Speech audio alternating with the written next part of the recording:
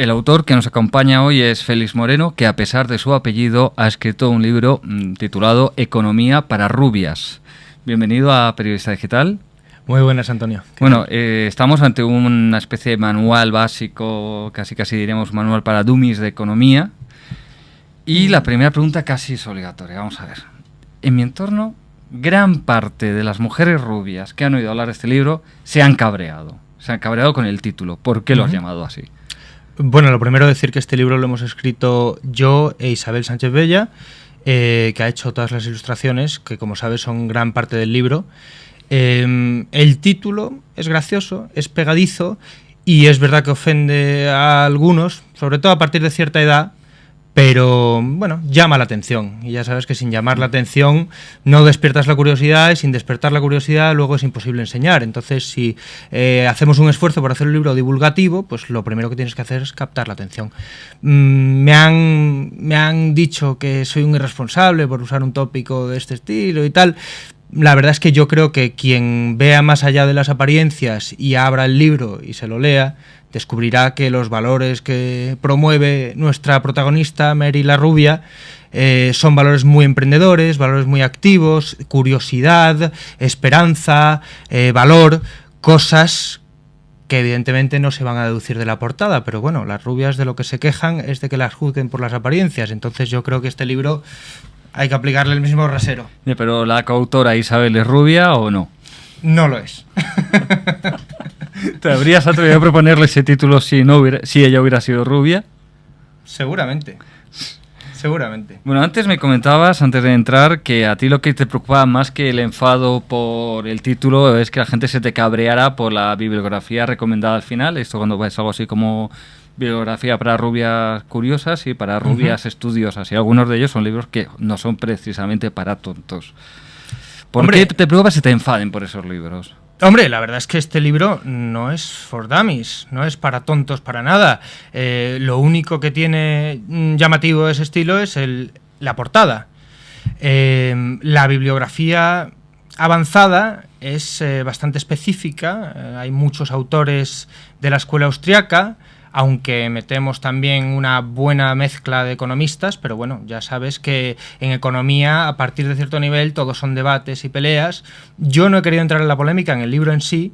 Lo que explico, yo creo que pues, la utilidad marginal y ciertas cosas de estas, yo creo que están ya bastante establecidas y asumidas por todos los economistas, aunque siempre quede un resquicio marxista de, pues por ejemplo, hablamos del valor subjetivo, siempre hay el debate, los marxistas siguen proponiendo la teoría del valor trabajo, la teoría laboral del valor. Bueno, pues puede haber un poco de debate, pero yo he intentado no entrar en polémica con este libro. Lo que quería era explicar unos cuantos conceptos básicos con claridad, y luego, evidentemente, despertar la curiosidad y luego proponer al lector que siga aprendiendo con unos libros recomendados, que ahí ya, por supuesto, pueden ser todo lo polémico que quieras. Ya, bueno, tú dices que no has entrado en la polémica, pero en realidad en el texto del libro, por lo poquito que yo sé de la escuela austríaca, el libro parece más orientado en esta escuela. ¿Puedes explicarnos, así para rubias y para calvos como yo, qué es la escuela austríaca? Bueno, aparte de la escuela austriaca es como la rubia de la economía, es muy incomprendida, se la juzga mucho por su aspecto y luego si miras más allá de la superficie tiene mucho que enseñar. La escuela austriaca es una tradición en economía iniciada por Karl Menger en Viena, de ahí el nombre, aunque luego muchos de sus sucesores, y seguida por von Waberg, por Ludwig von Mises, por Hayek, y luego continuada en Estados Unidos por Rothbard y otros. Es una escuela que ha aportado mucho al conocimiento económico general. De hecho, muchos de sus planteamientos, como la utilidad marginal, se han asumido por parte de todas las demás escuelas, de la neoclásica, etcétera, etcétera. Y luego además tiene otras aportaciones más avanzadas que están en el debate, como la teoría austríaca del ciclo económico, como sus teorías sobre la inflación. Pues nunca conseguirás que un Friedmanita, un seguidor de la escuela de Chicago, esté de acuerdo con un austríaco en los temas del dinero. Por ejemplo, ese es un buen ejemplo de cómo yo no he entrado en la polémica en el libro, porque no me gusta dar las respuestas en un libro de iniciación, me gusta plantear las preguntas. Tenemos un capítulo sobre el dinero y en ese capítulo hablamos de la definición clásica, hablamos del origen del dinero, con inspiración de Menger, pero bueno, Menger ya está incorporado en el cuerpo general mainstream, que podría decirse económico, y luego y hablamos de las cualidades del buen dinero frente al mal dinero, porque el sistema monetario es una parte muy importante de la economía, pero no llegamos a una conclusión. La conclusión se la dejo al lector y la dejo para las lecturas más avanzadas. Entonces, no apostamos por nada en definitivo. Quizás en las imágenes pueda deducirse alguna conclusión, pero no machacamos una conclusión. Bueno, te quería hacer unas preguntas sobre los lectores de este libro, las lectoras, lectores. Bueno, ¿tú crees que este libro lo deberían leer no solo las rubias, sino también los morenos y hasta los calvos que hay en el gobierno actual? Hombre, como verás, el libro está dedicado a los premios Nobel de Economía y casi tenía que habérselo dedicado a los ministros, porque una de mis inquietudes era que por culpa de la jerga económica y por culpa del exceso de complejidad en muchas ocasiones se olvidan de los principios básicos. De cómo se crea la riqueza, del ahorro y el capital, de qué hacen los precios, de cómo se forman los precios, que los precios no son algo que venga del monte Sinaí con las tabletas de la ley, los precios hay que descubrirlos. Pues todo ese tipo de cosas las recuerdo para aquellos economistas muy avanzados que se han olvidado de lo importante, de los fundamentos, y por supuesto eso incluye a todos los ministros que piensan... Es que siento muchas tentaciones de entrar en polémica, pero bueno, tampoco me interesa insultar, pero bueno, por ejemplo, el otro día había un artículo muy bueno de Juan Ramón Rayo diciendo no lo llamen austeridad, porque y trataba de cómo la gente está llamando, los titulares y los políticos llaman austeridad a seguir gastando 40.000 o 50.000 o 100.000 millones más de lo que se ingresa. Bueno, eso... para cualquiera que sepa sumar y multiplicar y restar, no es austeridad, es ser menos dadivoso y menos manirroto de lo que eras antes, pero no es ser austero. Bueno, pues ese tipo de cosas, evidentemente el libro no entra en política, pero a mí una de las cosas que me ha hecho querer explicar los fundamentos básicos, y es que creo que con los fundamentos básicos y la lógica se pueden sacar conclusiones sobre lo que está pasando en el mundo y son obvias. Bueno, tú no quieres entrar en polémica, pero yo sí que quiero que te mojes. Entonces te voy a hablar claramente. Dime qué es lo primero que deberían aprender Montoro, Guindos, Rajoy y compañía de las experiencias de Mary la rubia. Hombre, pues para empezar, deberían ser conscientes de que el valor de la producción son los bienes que se producen, no necesariamente el tiempo que lleva. Eso es algo que se deduce de la teoría del valor subjetivo, y que uno de los capítulos, Mary le dedica un tiempo y un trabajo y un esfuerzo a trabajar en algo que luego la persona a quien se lo quiere regalar no lo aprecia. Bueno, pues hay mucho trabajo que no es productivo o que no es valioso para el mercado. Entonces, de ahí se pueden extraer conclusiones que quizás deberían llevarse a pecho los políticos, que muchas veces la actividad se confunde con producción o el trabajo se confunde con riqueza. Entonces, por ser más específicos, un programa de creación de empleo como el Plan E o de estímulo económico puede crear muchísima actividad sin crear ninguna riqueza. O, por ser más específicos todavía, una gran obra de infraestructura como un AVE a Castellón puede ser, y no quiero ofender a gente de Castellón, pero bueno, puede no ser rentable y a lo mejor crea trabajo en el momento, pero no tiene sentido económico. Pero bueno, otra cosa, por ejemplo, es el tema de los precios. Hemos visto ahora con el huracán Sandy cómo se han implementado controles de precios en varios estados de la costa este de Estados Unidos, como Nueva Jersey y tal, con la consecuencia de siempre. Hay un libro por ahí que se llama 40 siglos de controles de precios, muy entretenido, que es una prueba del hombre tropezando una y otra vez con la misma piedra. Oye, pues vamos a prohibir que se suban los precios porque está mal que se cobre caro cuando hay una tragedia. No, oiga, es que los precios hay que descubrirlos, y cuando cambia la situación de base, cambia la oferta y la demanda, y por lo tanto deberían cambiar los precios. No tenemos más que ver lo que pasa con el suelo en España, un mercado bastante intervenido en el cual los precios dependen del último Plan General de Ordenación Urbana, y sin embargo la burbuja inmobiliaria se le quiere achacar a otras influencias. Bueno, la parte monetaria no es tampoco influencia pequeña, pero bueno, ya me ha sacado mucha polémica. pero bueno, todas estas cosas son cosas en las que no entramos en el libro, salvo de forma muy, muy, muy escueta y tangencial. El libro pretende ser ni siquiera un manual de economía, una introducción a la economía sencilla, ilustrada, divertida, porque sigo pensando que muchísima gente ve la economía como algo aburrido, que les impone, etcétera. Pues queremos que sea una cosa simpática. Sí. Y eso sí, he leído muchos libros de divulgación económica y me da mucha rabia que ignoren los principios básicos, que no expliquen las cosas con una cierta secuencia lógica, y hemos intentado mantener un cierto rigor en este libro, pero siempre dentro de un tono divertido.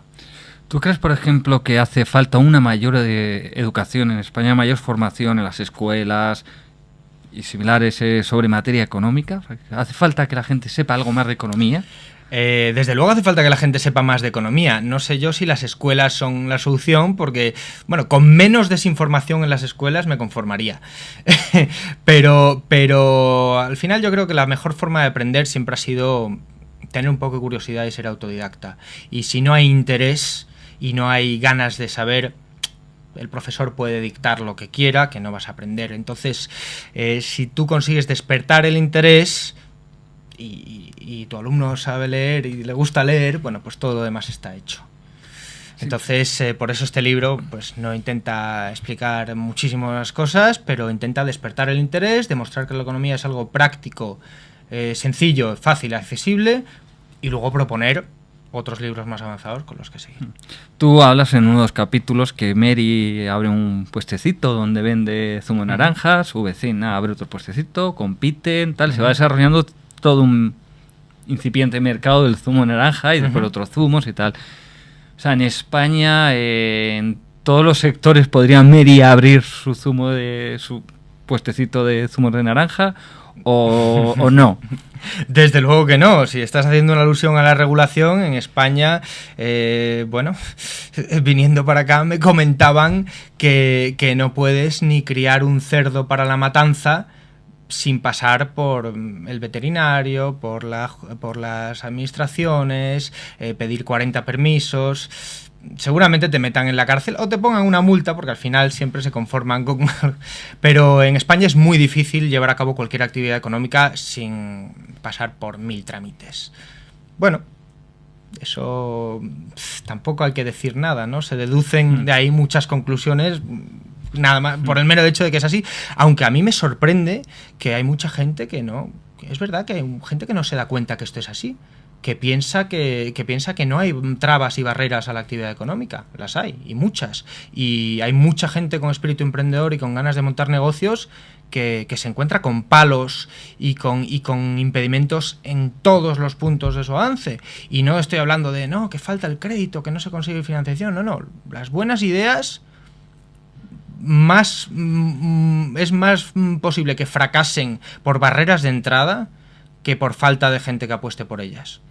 En el capítulo dedicado al ahorro, bueno, hablas de que Mary tiene un osito panda y el osito panda le gusta comer bambú, entonces toda una idea de que ella corta un bambú, después sigue un puente y tal, y en un momento dado un genio se le aparece, le ofrece un montón de barras de bambú, con lo cual ella empieza a construir un puente y al final el bambú no es tal, sino que es papel, se rompe, encima se estropean el bambú de verdad que tiene ella, y bueno, y hablas un poco de que hay que ser previsor y calcular bien. ¿No crees que muchas veces en España, cómo lo ves, puede ocurrir esta tendencia? Yo tomo decisiones económicas o que afectan a mi bolsillo y reclamo que otros vengan a mi rescate cuando veo que me he equivocado, y esto ocurre a todos los niveles. ¿Lo ves así? O... Yo, bueno, en el capítulo el genio sabes perfectamente a quién representa. Bueno, dilo. No, hombre, hay que dejar algo para que el lector lo descubra por sí mismo, no hay que dar todas las respuestas. La gente ya es muy inteligente y en España es muy cierto que... No, pero no es una cuestión de España, es una cuestión de cualquier sitio donde haya alguien dispuesto a rescatar con dinero ajeno y dispuesto pues el ejemplo más obvio que está en boca de todos hoy es el rescate a la banca. Yo, bueno, me imagino que habrás oído hablar de la alternativa de Juan Ramón Rayo, que es el famoso bail-in, la recapitalización interna a costa de los acreedores de la banca en vez de a costa del contribuyente. Según el ministro de Economía, nos va a costar solo el 1% en intereses, lo cual no acabo de creérmelo, pero bueno. Y sobre todo, esperemos que esto sea todo, porque claro, 37.000 millones, teniendo en cuenta el agujero que tiene la banca en España, me parece que nos va a dar para 6 meses. Pero bueno, contra el vicio de pedir está la virtud de no dar. La culpa no es del pobre banquero inofensivo que está muerto de hambre y que sabe que puede conseguir un rescate si lo pide de rodillas. La culpa es del político que tiene un deber fiduciario para con los votantes y para con los ciudadanos y se apiada del banquero y le da dinero. Bueno, veo que es bastante... Te vas mojando ya, veo... ¿En qué más sectores puede ocurrir esto ahora mismo en la sociedad española? ¿En qué más? Sí. ¿En cuáles no? ¿En cuáles no? ¿En qué sector de la economía española el Estado no tiene por lo menos un 50% de la presencia? Bueno, no sé.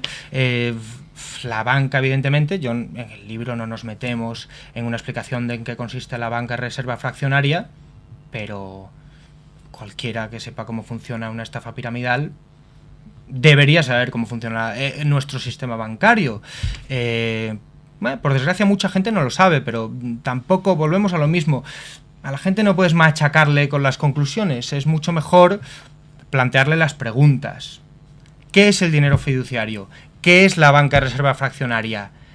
¿Cómo funcionan los bancos centrales? ¿Qué papel tienen en nuestra crisis actual y en las típicas crisis cíclicas que tenemos cada cierto tiempo en nuestra actual economía? Pues plantear esas preguntas y que la gente encuentre las respuestas. Por ejemplo, si Mary se encontrara ante la creación de un Banco Maru, ¿tú cómo crees que ella reaccionaría? Hombre, pues nuestra Mary es muy lista y seguramente se daría cuenta de la estafa enseguida, pero nunca se sabe. El empresario está muy concentrado en sus cosas, en el trabajo de día a día, y no puede estar en todo, y no puede estar vigilando al banquero central o al ministro de Economía para ver que no le engañe o que no ayude a ciertos unos en vez de a otros. Pero bueno, Mary, yo creo que representa a muchos empresarios en España que han sufrido mucho esos últimos 5 años, que no han visto ni van a ver ningún tipo de rescate, que han tenido que hacer grandes sacrificios y que bueno, que ven con indignación que a otros sí se les rescata y con su dinero. Mary, bueno, pues parece que ella está a salvo de algo que sí que existe, que son los impuestos. En el libro no aparece. Uh-huh. ¿Por qué no os habéis metido en cómo afectan los impuestos a Mary, a su...? Hombre, porque estamos hablando de una economía de los principios básicos. En cualquier manual de economía, el sector público suele entrar más adelante, porque al final, cuando se empezó a estudiar economía, pues no con Adam Smith, sino con la Escuela de Salamanca, etcétera, bueno, incluso hay algunos precedentes clásicos romanos y tal. Ya está la frase esa famosa de Tácito, de Cicerón, sobre la virtud del pueblo y el gasto público y tal. La hacienda pública tampoco era una parte tan importante de la economía. Y bueno, no te hablo ya en el feudalismo, tal. Tenía mucha influencia pues cuando había guerras y shocks, provocaba shocks externos, pero bueno, yo creo que para explicar principios básicos no hace falta meterse en esos jaleos. Evidentemente, cualquiera que vaya un poco más allá y viva en nuestro mundo, pues sabe que hay siempre una presencia, está el Estado omnipresente y están los impuestos y están esas cosas. Antes te preguntaba que si el libro lo deberían leer los morenos, los castaños y los calvos del gobierno. También deberían leerlo las rubias, los rubios, los morenos, los calvos, los pelirrojos de la prensa económica, los periodistas económicos saben de economía? Bueno, yo creo que refleja la sociedad. Hay bastante desconocimiento sobre economía y especialmente bastante desconocimiento sobre los principios básicos, porque todo el mundo habla de la prima de riesgo ahora mismo. Todo el mundo ha recibido una explicación y todo el mundo se ha ido a Wikipedia y se ha enterado de lo que es la prima de riesgo. La prima de riesgo no importa. No importa, lo que importa es el tipo de interés. ¿Y qué es el tipo de interés? El tipo de interés es un precio que refleja algo sobre la valoración del dinero en el tiempo. Quiero dejar claro que en el libro no nos metemos en tanto jaleo, pero bueno, si explicamos cómo funcionan los precios, por ejemplo. Bueno, pues sabiendo cómo funcionan los precios, puedes saber cómo debería funcionar el tipo de interés y cómo no funciona, porque tenemos una cosa que es un monopolio público centralizado, que se llama el Banco Central, que dice y dicta por edicto real imperial, porque están en el Sacro Imperio Germánico, por edicto imperial lo que debería ser el precio del dinero. Bueno, pues esto no se ve desde que en la Edad Media el Papa prohibió la usura. Lo que pasa es que aquí se peca por exceso. Nos imponen un castigo al ahorrador y bueno, y una distorsión a la economía tremenda. Entonces, bueno, yo creo que tampoco quiero machacar una conclusión. Sí, siempre digo lo mismo, hay que saber cómo funciona la banca central, pero antes de saber cómo funciona la banca central hay que saber cómo funcionan los precios.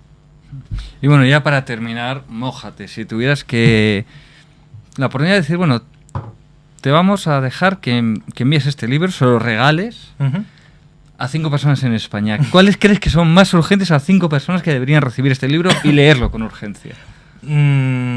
Pues no, yo creo que es muy urgente que los señores ministros se lo compren. No se lo voy a regalar porque sé que si se lo regalo no se lo van a leer.